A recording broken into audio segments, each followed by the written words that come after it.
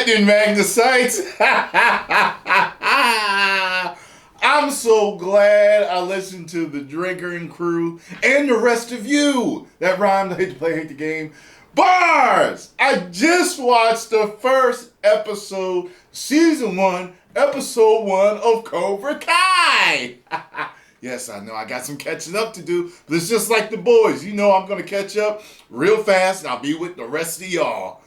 So, I was very afraid, even though I liked the trailers. Cobra Kai, way back when they were with YouTube Originals, they sent me a gift box with headband and t-shirt and everything. They were really cool, and I know they were expecting me to do reactions. I got sidetracked with things, and things were actually going harder than what it looked like for me in my personal life and stuff. Just things weren't great. So there was a lot of things I didn't get around to, and you know, year after year, I was hearing about them being really good. And I'm just like, you know, but I did have that fear of, you know, it's like you bringing out a series based on a franchise that was really popular at one time. Is it going to transfer? Can you do a good job? And with this first episode, I'm like, yo, I'm really liking this. So we're following Johnny, the one that took the crane kick to the face. And he looks like he's in a Mr. Miyagi position at where he lives. He's doing maintenance. He also like hangs TVs and empties septic tanks for people, and you know, and the most hilarious thing about it is he cannot get away from Daniel LaRusso. He cannot get away from Daniel-san. He's driving down the road. Daniel has a very successful car business. I forgot what they said. We kick prices or something. I forgot what he said. I forgot, but he's on the billboard, side kicking prices.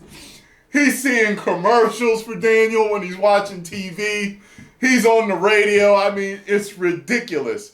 So not only did he peak in high school, because he's driving at this point, drinking and driving, and he's thinking back to the old days, and it was all about him and his buddies driving their dirt bikes, and you know, and his girlfriend, and you know, it's like, hey, this guy peaked in high school. He's one of them. You see bullies? You see bullies, what happens to you? You're harassing people, you peak in high school, then you go down the toilet, become a bum. He's a big old piece of trash, passed out on the floor and stuff. He's a bum. He's working, but he's a has-been. He's not really a bum. He seems like he's an all right guy. He's working, but he's not where he wants to be in life. He doesn't seem to have really aged well when Daniel sees him at the car dealership, because his car gets hit by Daniel's daughter and friends. She wasn't driving, but she was in the car, got totaled, got towed to his place for repairs. He wants to get it out of there, and he does not want to run into Daniel. Of course, he runs into him. Daniel offers to do it for free for him because it's going to cost more than the car is worth to fix the car. So, but he doesn't want to take it. But I think he lets him do it anyway. And when Daniel's like, he's like, hey man, it's good to see you. He can't even say he looks good. He looks bad. But he said something about Cobra Kai, and that sparked him. Kid in his building already asked him to teach him how to fight because he played the Mr. Miyagi part and saved this kid from getting beat up by a bunch of other kids. He ended up getting arrested and bailed out by his stepdad, his rich stepdad, and he kicks his stepdad out of his apartment because he came home, he was sitting there, and it's just, this dude is not, I'm telling you, bullies, telling you all that negative energy, harassing people, beating people up and all that, I'm telling you, that is what's in your future. But you can save yourself. He seems to be on a comeback road at the end of this. He's going to open a Cobra Kai school and start teaching, and he's already got his first student. You can turn around early before you get to your 50s and you're wallowing around in beer in a fucked up car and no girl and not a great job, you can turn around now, okay? Stop bullying people. I wish to God rest his soul, Pat Morita, that he was still alive to be in this show. Oh my God, I wish he was still alive to be in this show. I had a hoot, as really, really old folks would say, watching this. I really liked it. It's funny.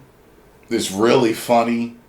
And it's not like hokey. Like, it's not like trying to capture the 80s glory of it.